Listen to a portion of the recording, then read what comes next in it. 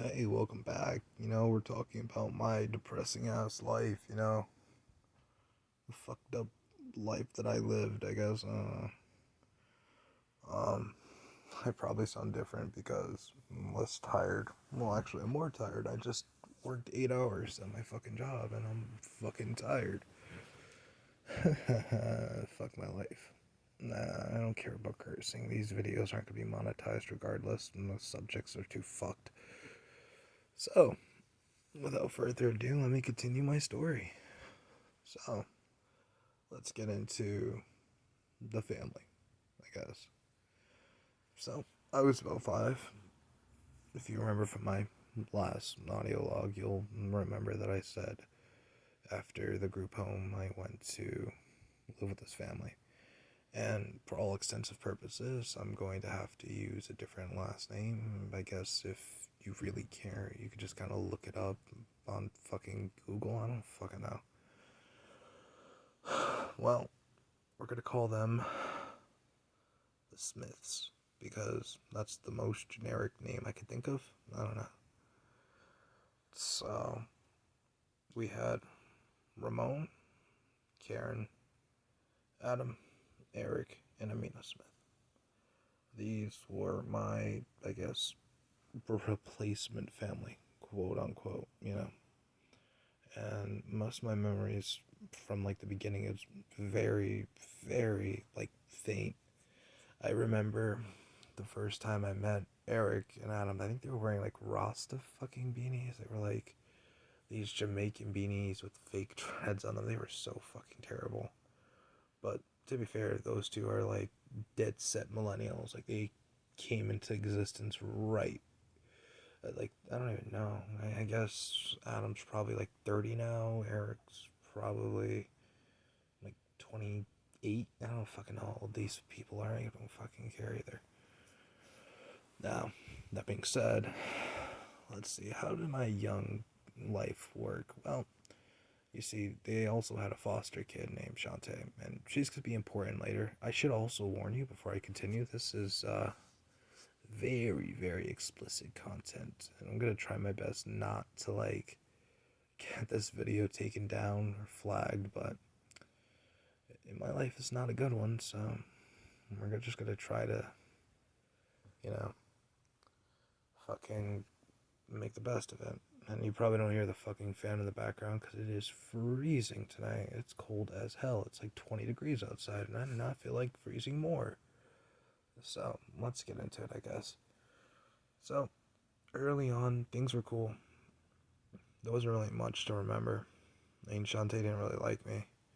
That's okay, I don't fucking like her either. I mean, it was there, but she had no relevance to me. I remember we had 3 dogs. No, we only had 2 at this time, I think. We had an Akita named Smokey and a Boston Terrier named Shaq. Oh my god, Shaq was nasty. He was like all fucking. He was a roided up little tiny fuck. And Smokey was cool, but she didn't like me. I remember one time I got too close on like the stairs going up to the house. I should probably like describe my childhood house the best I can remember. So you walked up the porch and there's 2 sides of the lawn. They weren't big, maybe like 4 feet by fucking 7. Now, mind you, I lived in like a very rich suburban area at the time. That's not to mean that I was like whitewashed or again with a silver spoon in my mouth. I went from a fucking Dairy Queen spoon to like a fucking Chinese food container spoon. Little upgrades, but nothing too bad. And there was a lot of stuff from my youth that I can't really remember all the well because I don't know. But I do remember that Eric was a dickhead.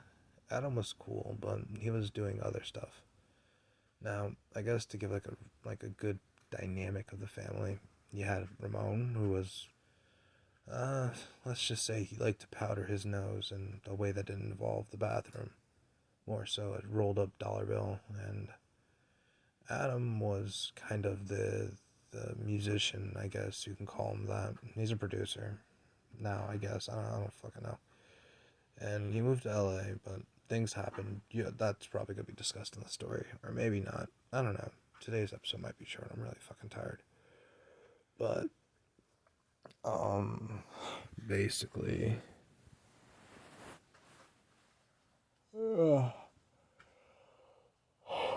fuck. Basically, Eric was a dickhead. He was a overachiever, I guess. He actually was. I don't think he ever got an F in his fucking life. And then you had Amina, who is the gifted track star of the family. She can run fast as fuck. Then you had me, who was kind of like a black sheep, I guess you can say. You know, I was always the weird one out. And again, that's going to come into play a lot later on in the story. But in order to explain the dynamic, I should probably explain some of the other events that happened. Let's see. So, again, the first year or two that I lived there, nothing really major happened. I kind of just, existed, went to school, started first grade. I don't know if this is accurate, though, because my memory is kind of jonky, because, again, this is like when I was like 4 or 5 or 6 or however old the fuck I was. I remember starting first grade. And it's so weird. Like, you'll think back and you probably can't remember your first grade teacher, but I can for some fucking reason. And her name was Shantae. Her name was Miss Shantae. No, Miss Shannon. Miss Shannon. Shantae was the bitch who did bad things, and we'll get into that later. So, Miss Shannon was my first grade teacher, and oddly enough, my second grade teacher. Now, it should be important to mention that I was in, special education at this point, not because I'm like, you know, on the spectrum or anything. It was because I had ADHD and ADD. And I still do, but it's not as bad as an adult as it was as a child. Oh my god. I remember I would crawl underneath tables and meow and bark like a cat and lick myself. I had to go to speech therapy because I couldn't fucking talk. And I still can't. There's some words I can't fucking pronounce. Like, I can't pronounce the word for something that's authentic and like the value of their being authentic. Don't ask me. I'm not going to try, and I'm not going to bother doing it. And I also say water like water, because that's just how I talk, I guess. So, that being said, I remember my first second grade teacher. She was cool, but I don't really remember much. I also should mention somewhere in the first grade, so I was about 6 or going on 7, I had something wrong with my body, and I don't know what it was to this day. I believe, if memory serves right, there was something wrong with, I wouldn't say manhood, but my boyhood.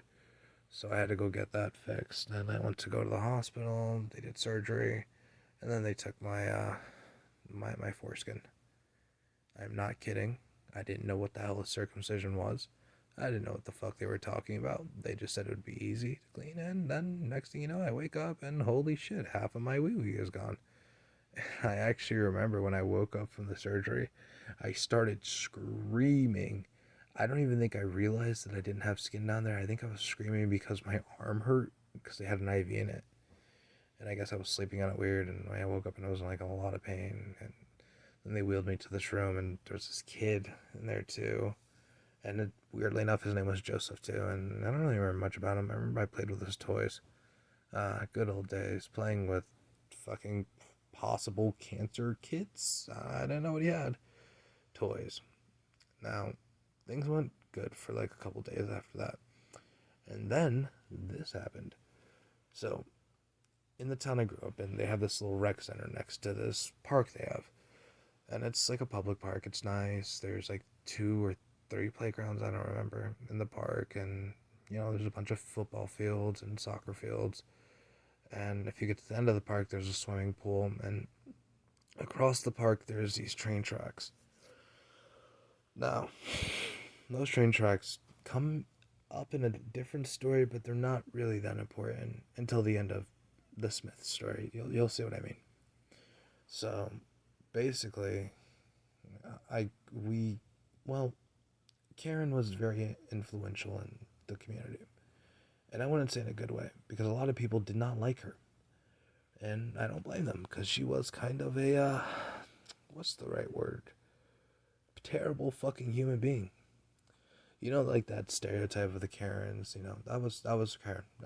I'm not even joking. That's her name, and she acted like a fucking Karen and a half. I remember one time when I was like a little older. I remember we went to this place, this really nice diner in Hackensack, and I remember I think she wanted swordfish, but they brought her out salmon, which is a better fish in my opinion. I don't know.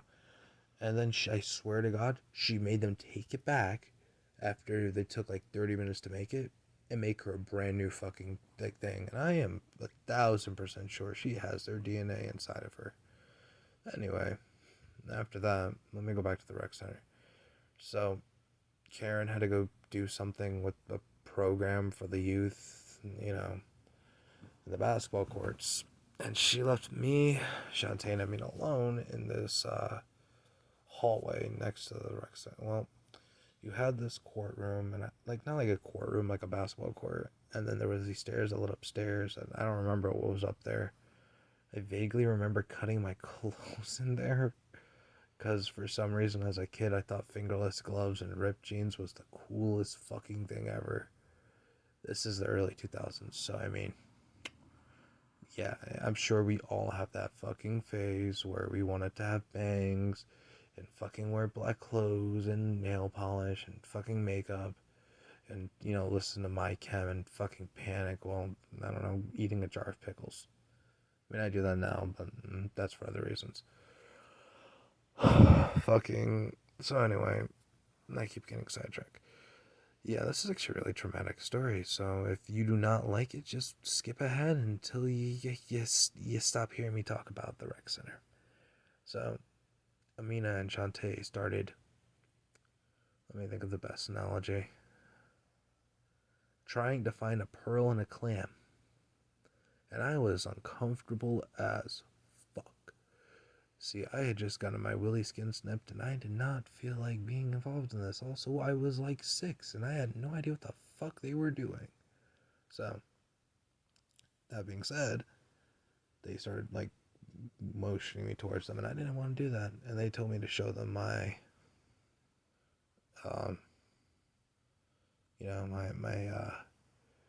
my one-eyed snake, and I was like, no, but then I showed them my ass, and I don't know, I felt like that was an equivalent exchange, and then stuff happened that I'm not going to go into, but use your imagination, honestly, and for the most part, I lost my virginity, I guess, if you would even call it consensual, which, I mean, I guess it was, because I didn't say no, but at the same time, I was also a minor, but so were they, in a three-way in the hallway at a, rec center. So, I mean, that's great, I guess, right? Now, it stopped with Shantae because she was going crazy or something. She liked to do little fucked up things that would get us in trouble. Like, there was one time she wrote my name on an iPod, and then, 3 years later, they found it, and I had to get abused pretty badly.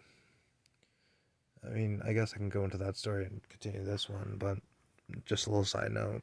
Basically, they made me stand out on deck in the middle of October or November in my underwear and a t-shirt while Adam and Eric had put ice cubes down the back of my underwear. And it was raining and it was cold and they made me stay out there for a good 20 minutes.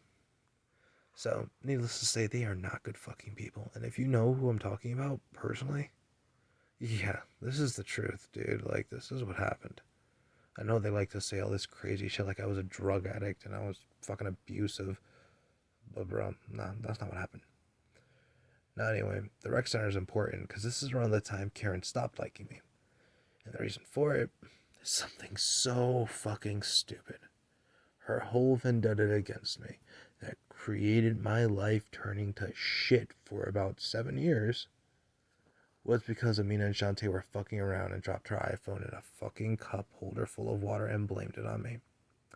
Now, as a kid, you don't like being yelled at, you don't like being accused of things, so you cry. Because you have no other way to, really express your emotions.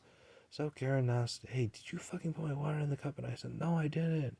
And both of them said, yeah, he did. And then I started crying, and she was like, if you didn't do it, why did you start crying? Which is the dumbest fucking analogy ever. You think a convicted murderer is gonna sit up there and be like, I didn't do it? No. He's gonna sit there and lie his ass off. He's gonna be like, no, I didn't kill those people. Like, the fuck? What kind of logic were you on, Karen? Like, if you're listening to this, I hope you're not, because you're a fucking piece of shit. But if you are, what the fuck kind of logic was that? Anyway, that being said, that started a really, really, really bad slope. I mean, I just kept doing shit, and she figured she can get away with it if she blamed it on me, because Karen and Ramon were fucking like, brain damaged. They just believed her, and her word was law. Didn't matter what I did to prove myself wrong or right, they just always thought I was a liar. And to this day, they probably still think I'm a liar. But you know what? This is the story, guys. This is what fucking happened. And if you don't fucking believe it, I don't fucking care. So, that's happened for a while.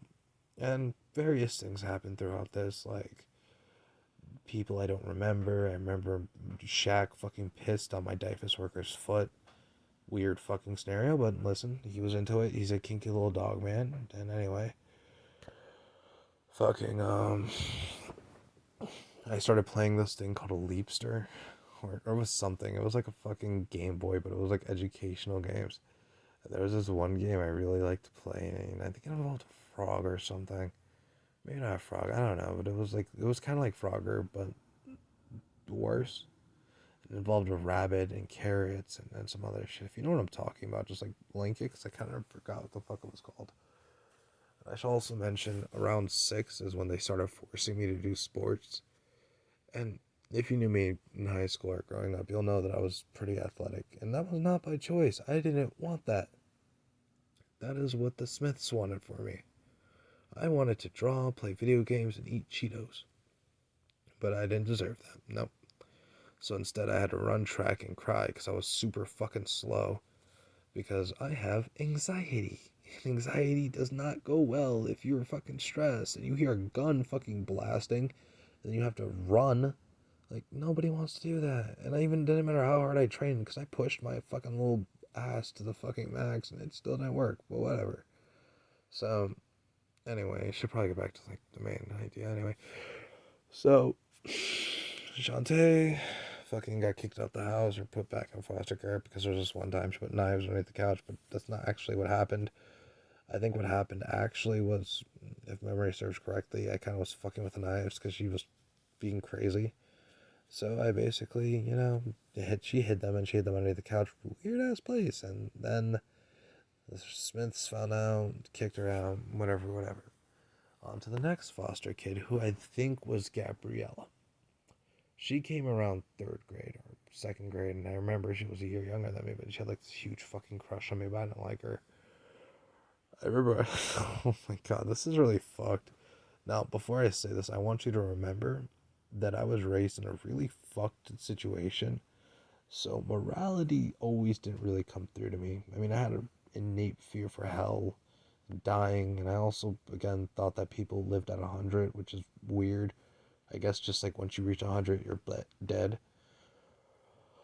I also thought the president could grant immortality. That's not a joke. I seriously thought that. When 2012 was a thing, I was going to write to fucking Obama or Bush. I don't remember who. I don't remember when I heard about it. But I was going to write to one of them to fucking make me live. And that was the dumbest thing I think I believed as a kid. A bunch of other stuff too. But I should probably get back to the main thing. So, I just dropped my recording. I always do that. It's probably going to be a habit every fucking episode. What the fuck? Anyway, so. Yeah, no, yep. Fucking. What was I saying? Right. So, I didn't like Gabriella. And Amina at this point was doing. Let's see, she was putting my PP in her tee-hee while Michael Jackson hee-heed in the background. Hee-hee. And, that went on for a while, and she kind of involved other foster kids too, and it became a really fucked up situation, and I really hope that if any of them are listening to this, I really hope you guys don't blame me. It was not, like, my fault. This is the doing of a really bad person. I was in a situation where I couldn't really say no. And I'm sorry for my part in those, like, actions. I didn't want that to happen, and I didn't know what it was. Anyway, fast forward, I guess, to third grade. I have a dent in my head because of third grade, because when I was in third grade, my dumbass, don't know why, like, there's just so many things you would do as a kid, and you can't even fucking explain it. So, I decided to run head first into a door frame. No reason for it, just wanted to fucking do it. And because I was about head height level of a fucking, of like the little door, whatever, I guess it's like the thing where the lock, not the lock, the fucking, I don't know, it's like, I guess it's like a door hinge or something. Maybe, not like a door hinge, because door hinges are on the walls of it. I don't really know what the fuck it's called, but it's that little piece that's on the frame, and it's where the door clicks into place. And anyway, I ran like head first in that anyway, and then I got a dent, and then I started crying. A bunch of other stuff happened too. You know, at one time I kicked Gabrielle in the face with my boots on. No reason. I mean, she was just underneath the table, and she was fucking weird, so I kicked her. And then third grade happened, and I was still in special ed, and then fourth grade rolled around, and I actually got to be put in a normal, functioning class to an extent. I still had an assistant teacher in the room, but whatever. And I also joined the safety patrol. Or guys, hall monitor, whatever the hell you want to call them. And I was just a glorified hall monitor. So I kind of just I had a sash and like this little fucking plastic badge. I remember that so vividly. And then fourth grade kind of finished. And then we have a lot of stuff that happened in between. Let me try to remember. Remember I had to wear glasses. I remember I saw this guy who I think got accused of being a pedophile. I really hope he didn't touch me, but I don't think he did. I don't remember that. I remember this one time I was really obsessed with werewolves back when I was a kid, so he helped me build this diorama. There was a bunch of other stuff. I think he was a therapist. I don't know what the fuck he was. There was like these like little things in the winter where like we'd buy gifts for other people, and I would always keep them because fuck them kids. Never got a Valentine's Day card. I don't think ever. Like, what the fuck? Jesus. I wasn't like an ugly kid either. I was just weird. Like I said, I kind of just licked myself and barked at people. And I don't know. I was like really starved for attention, so I would just do dumb shit to get attention. Even if it had meant I got the shit kicked out of me. Like, for example, there was this one time I remember, did no provocation either. I just kind of walked up to these two bullies in the playground, and I was like, hey, you can't kick my ass. I'm like, yeah, we can. And I was like, no, you can't. You gotta catch him first. I ran for like 10 feet, and then they jumped on me and beat the shit out of me. And from that point on, me and this kid, Michael, hated each other. I don't remember his last name. I used to, but not anymore. I feel like it was like Mendoza. Michael Mendoza. That sounds about right. Anyway, he had a black friend. Don't remember his name. Not important, really. I should also mention it was really hard for me to make friends. Like in my grade, I had one friend. His name was Jason, and lower grades I was like cool with, I guess, because I was an older kid. But whatever. Like I was friends with this guy Kai. I was friends with this guy Xavier. This guy AJ. I had a lot of dude friends, but when you're a kid, that's normal. It's not to say I didn't have female friends. I was friends with this girl Grace. I was friends with another girl Grace. I was friends with this girl Julia. And there was this girl Stella who I had a crush on, but looking back, she was not attractive. I don't know what the fuck I was thinking. I think I just saw blonde hair, blue eyes, and thought, ooh, pretty. Anyway, so, yeah, a lot of stuff happened. And then I graduated fourth grade. Once that happened,